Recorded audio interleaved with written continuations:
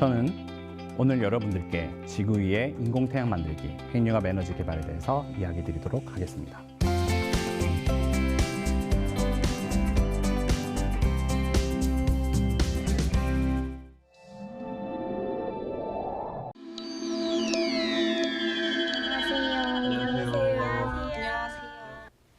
네, 안녕하세요. 저는 한국핵융합에너지연구원에서 근무하고 있는 김현석이라고 합니다. 네, 여러분들도 잘 아시다시피 화석연료 사용 증가에 따라서 환경 파괴와 지구 온난화를 우리가 가져오고 있는데요. 이 그림은 매우 유명한 그림 중에 하나입니다. 콘 위에 아이스크림이 올라가 있죠. 과거에 우리 지구는 이렇게 모양이 생겨 있었습니다. 지금은 지구 온난화 때문에 점점 녹고 있죠. 미래는 어떻게 될까요? 지금보다 더 많이 녹아 있는 아주 어려운 상황에 우리가 처할 것입니다. 그래서 우리는 지속 가능한 신에너지원으로의 전환이 아주 필수 불가결합니다. 21세기 인류가 희망하는 에너지원은 무엇일까요? 에너지원끼리 한번 비교해 보도록 하겠습니다. 첫 번째, 매장량 고갈 가능성, 두 번째, 환경 오염성, 세 번째, 사고 위험성, 네 번째, 공급 안정성, 다섯 번째, 에너지 밀도입니다. 자, 한번 보실까요? 화석 에너지, 석탄 같은 경우는 230년, 석유 같은 경우는 40년, 천연가스는 약 60년 이내에 매장량이 고갈될 가능성을 보이고 있습니다. 환경 오염성 측면에서는 매우 높죠. 온실가스로 통해서 우리가 지금 지구온난화를 겪고 있으니까요. 사고 위험성도 상대적으로 높습니다. 화재나 폭발 같은 사고가 일어날 수가 있고요. 공급 안정성 측면에서는 그래도 상당히 안정적입니다. 물론 매장량이 고갈될 수가 있긴 하지만요. 반면에 이제 원자력이나 신재생 에너지를 한번 바라볼게요. 우리나라는 지금 신재생 에너지를 확대하는 정책을 펼치고 있죠. 원자력은 매장량 고갈 가능성 측면에서는 높습니다. 여러분들이 잘 아실지 모르겠지만 우라늄이 약 65년 이내에 매장량이 고갈될 것으로 예상하고 있습니다. 물론 이제 재처리 시설이 없을 경우입니다. 환경 오염성 측면에서도 높죠. 여러분들 잘 아시다시피 고준위, 그다음에 중저준위 방사성 폐기물이 나오고 있고 사고 위험성 측면에서 높습니다. 화재나 폭발, 여러분들 후쿠시마 사고 같은 것도 기억하고 계시죠? 그런 측면에서 사고 위험성이 매우 높고 더불어서 무기화될 수 있는 위험성도 내포하고 있습니다. 공급 안정성 측면에서는 매우 안정적입니다. 더불어서 에너지 밀도 측면에서도 매우 높습니다. 여러분들 에너지 밀도라는 것은 한정된 부지 안에서 얼마 만에 많은 양의 에너지를 만들어내는 비율을 얘기합니다. 그래서 원자력은 좁은 사이트 안에서 아주 대용량의 에너지를 생산하기 때문에 에너지 밀도가 높습니다.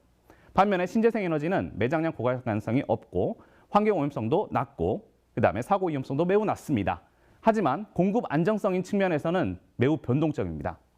여러분들 기억하실지 모르겠지만 작년 2021년 1월 9일에 독일에서 햇빛과 바람이 없는 순간 둥케플라우테라는 현상이 발생했습니다.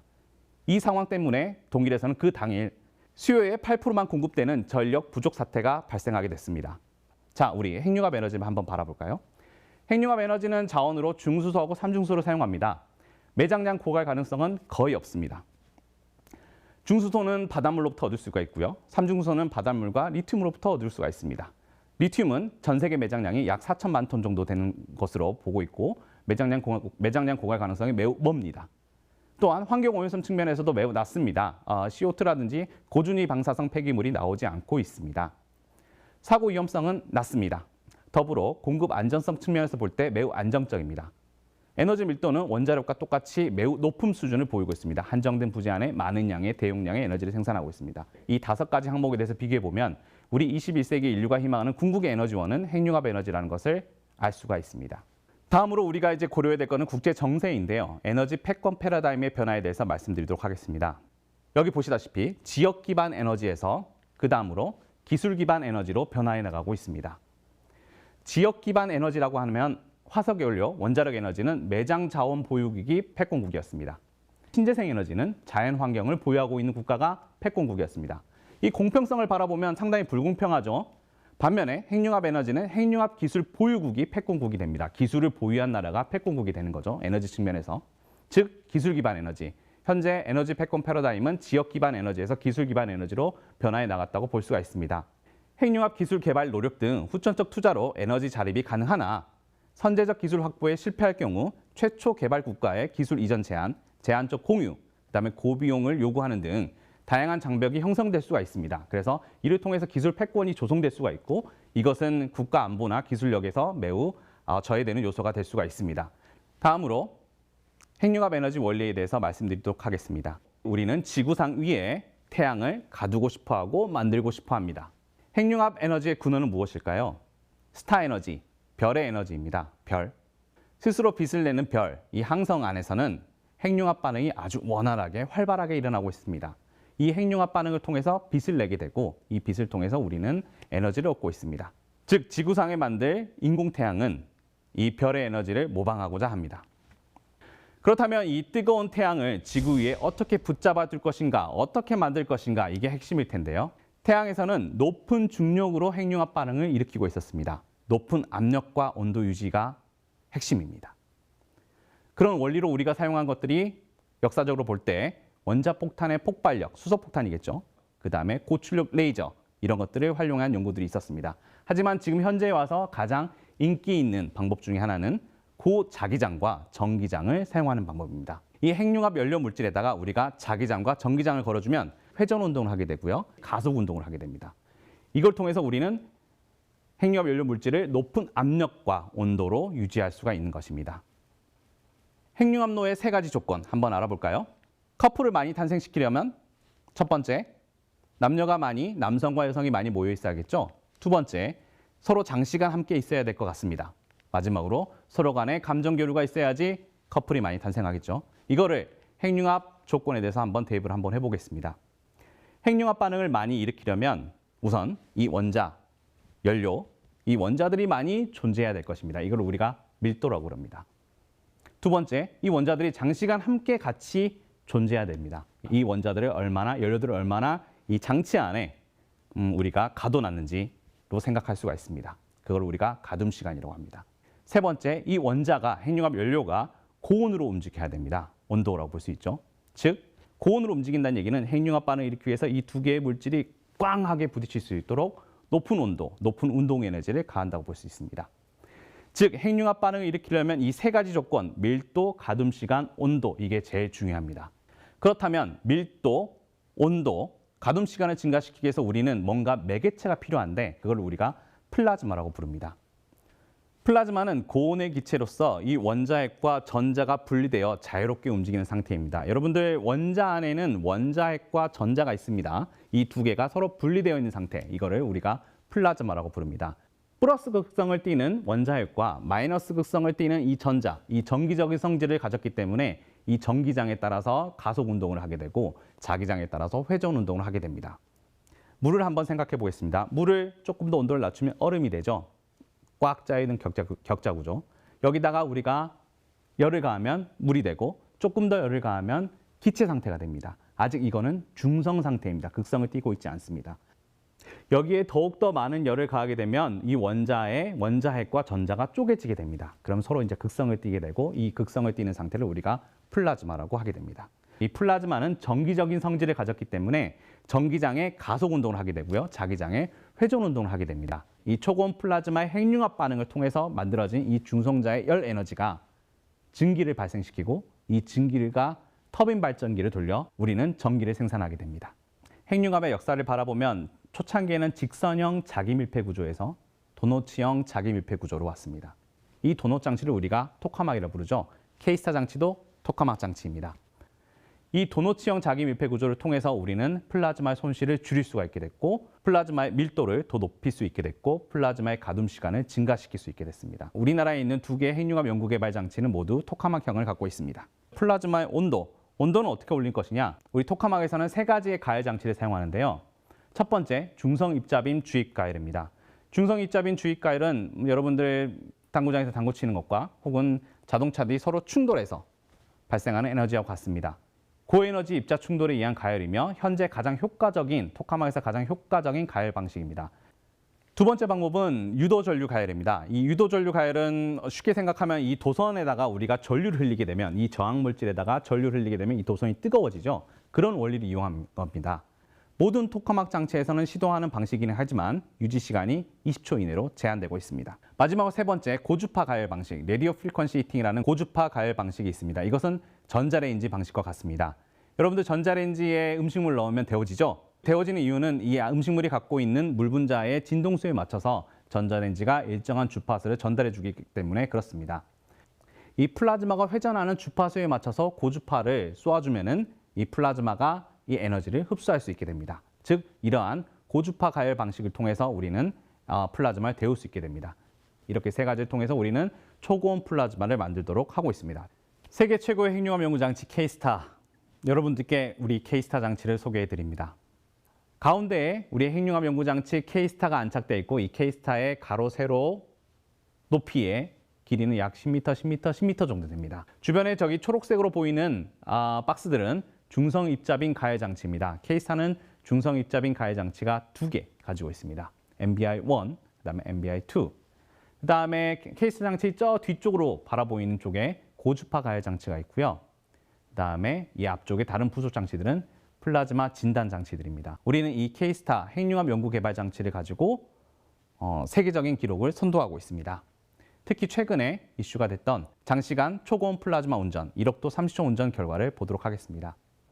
보시는 것처럼 이쁜 분홍색의 아름다운 분홍색의 플라즈마가 생성돼서 안정적으로 운전이 되고 있는 걸 볼 수가 있습니다. 여러분들 동영상으로는 정확하게 보이진 않지만 저 가운데 중심부의 온도가 1억도를 넘습니다. 이 1억도가 넘는 온도를 성공적으로 30초 동안 유지하였습니다. 네, 여기까지 혹시 들어보시고 질문 있으시면 말씀해 주시기 부탁드립니다. 네. 1억도씨 30초 운전하는 장면 정말 인상 깊게 봤는데요. 이와 같이 플라즈마의 생성과 운동이 30초를 유지한다는 게 얼마나 힘든 일인지 궁금합니다. 플라즈마는 말을 잘 안 듣는 아이와 같습니다. 우리가 플라즈마를 고성능으로 가기 위해서 어떤 액션을 하게 되면은 이 플라즈마는 우리가 원하지 않는 방향으로 추가적인 행동을 보이기도 합니다. 상당히 자주 그렇고요. 자꾸 벗어나고자 합니다.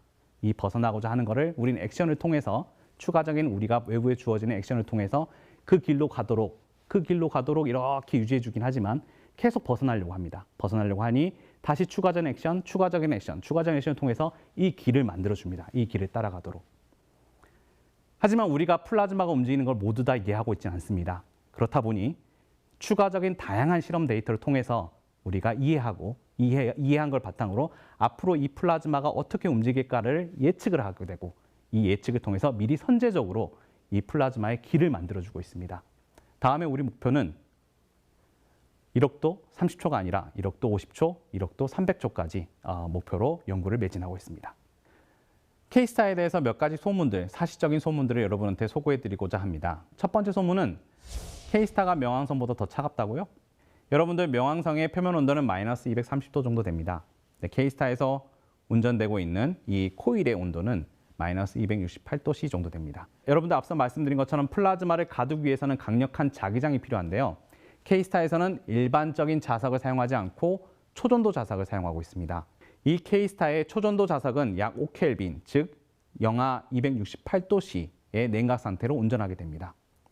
K-스타의 초전도 자석 온도는 명왕성보다 더 차갑다는 사실입니다. 두 번째, K-스타가 태양보다 더 뜨겁다고요? 네, 맞습니다. 지구에서 태양처럼 핵융합을 만들기 위해서는 태양의 중심 온도인 1500만 도씨의 7배가량인 약 1억도 이상이 필요하게 됩니다. 앞서 말씀드린 것처럼 태양은 강력한 중력으로 핵융합 반응을 일으키고 있다고 그랬죠. 우리는 지구상 위에서는 그런 강력한 중력을 만들 수가 없기 때문에 태양보다 훨씬 더 높은 온도인 1억도 이상의 온도가 필요하게 되는 것입니다. K-스타의 자기장이 지구의 자기장의 수만 배 맞습니다. K-스타는 16개의 자기장을 만드는 코일이 있고요. 이 코일에 걸리는 자기장은 약 7.2 테슬라 정도 됩니다. 지구의 자기장이 얼마나 될까요? 여러분들 지구 표면의 자기장은 0.5 가우스입니다. 가우스와 테슬라라는 단위가 나왔죠? 만 가우스가 1테슬라입니다. 즉 7.2 테슬라와 0.5 가우스는 엄청 큰 차이가 있죠? K-스타에서는 지구 자기장보다 약 14만 배 정도 강력한 자기장을 만들어서 운전을 하고 있습니다. 이렇게 해야 우리가 플라즈마를 더 많이 가둘 수 있고 오래 가둘 수 있게 되는 겁니다. 마지막으로 네 번째 소문. K-스타 내부가 우주 항복판하고 같다고요? 네, 맞습니다. K-스타가 플라즈마 실험을 할 때 진공 용기 내분, 이 K-스타 장치의 내부는 약 10의 마이너스 8승 미리바 정도 됩니다. 거의 초진공 상태인데요. 이는 우리나라 최초의 인공위성인 우리별 1호가 도는 상공 1300km 궤도의 진공도인 이 10의 마이너스 10승토르와 비슷하다고 볼 수 있습니다. 여러분들 단위가 좀 다르긴 하지만 거의 비슷한 수치라고 보시면 됩니다. 네, 혹시 여기까지 들어보시고 궁금하신 점이 있으시면 질문 부탁드리겠습니다. 네, 질문 주십시오. 꿈의 에너지라 불리는 인공태양을 만드는 과정이 놀랍기도 하지만 여러 가지 어려운 점도 많이 있을 것 같습니다. 현장에 직접 계시면서 어떤 어려움이 있고 어떻게 해결하는지도 궁금합니다. 핵융합 플라즈마 연구는 이론적인 연구보다 실험적인 연구가 더 앞서 있습니다. 그 말은 무슨 말이냐? 아직 우리는 플라즈마의 거동에 대해서, 플라즈마의 움직임에 대해서 정확하게 모르고 있습니다. 그래서 실험 데이터를 바탕으로 이론을 업그레이드 나가고 이거를 바탕으로 실험을 계획하고 이런 방식을 취하고 있습니다. 하지만 안타깝게도 저희는 1년에 플라즈마 실험 샷이 약 2,000개에서 3,000개 정도 나옵니다. 그리고 이 플라즈마를 고성능으로 만들기 위해서는 어떻게 보면 다양한 플라즈마 데이터들이 필요할 텐데요. 저희 한정된 데이터를 가지고 이 고성능 플라즈마를 만들기가 생각보다 어렵습니다.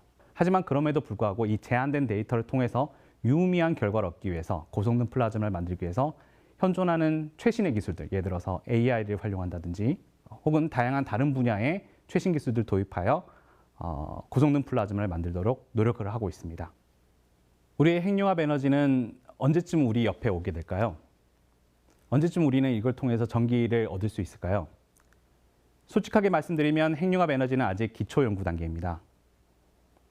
기초 연구 단계를 넘어서 실증 단계를 넘어서 상용화 단계까지 가야지 우리는 우리 옆에 전기 에너지를 활용할 수 있는 핵융합 에너지가 있게 됩니다. 저희가 예상하기에 2050년 이후라면 핵융합 상용화가 가능할 것이라고 보고 있습니다. 아직은 먼 미래이지만 이 기간을 좀 더 단축하기 위해서 저희들은 연구에 매진하고 있습니다. 그렇다면 우리의 경쟁력은 무엇일까요? K-스타가 갖는 아주 독보적인 경쟁력이 있습니다. K-스타 장치는 장시간 운전을 위해서 만들어진 장치입니다. K-스타가 지어지기 전에는 대부분의 장치들은 장시간 운전을 목표로 하지 않습니다. 약 5초나 10초 정도의 플라즈마를 만들 뿐입니다. K-스타가 만들어진 이후부터 우리는 300초를 목표로 운전을 하고 있습니다. 그렇게 할 수 있는 이유는 뭐냐면 K-스타가 갖고 있는 자석 때문에 그렇습니다. K-스타는 초전도체 자석을 사용하고 있고 이 초전도체 자석을 통해 우리는 장시간 운전을 가능하게 합니다. 우리만 그러냐? 그렇지 않습니다. 우리의 좋은 경쟁 상대인 중국의 이스트 장치, 또한 일본의 JT60SA 장치가 마찬가지로 초전도 자석을 사용하고 있습니다. 아마 제가 예상하기에 앞으로 향후 20-30년은 아시아권에서 핵융합 연구를 선도할 것이라고 기대하고 있습니다. 지금까지 여러분들께 지구 위의 인공태양 만들기, 핵융합 에너지 개발에 대해서 말씀드렸습니다. 앞으로 우리는 맡은 바 소임, 핵융합 에너지 개발에 매진하여 핵융합 에너지가 여러분 곁에 조금 더 빨리 올 수 있도록 노력하겠습니다. 많은 응원과 관심 부탁드리겠습니다. 감사합니다.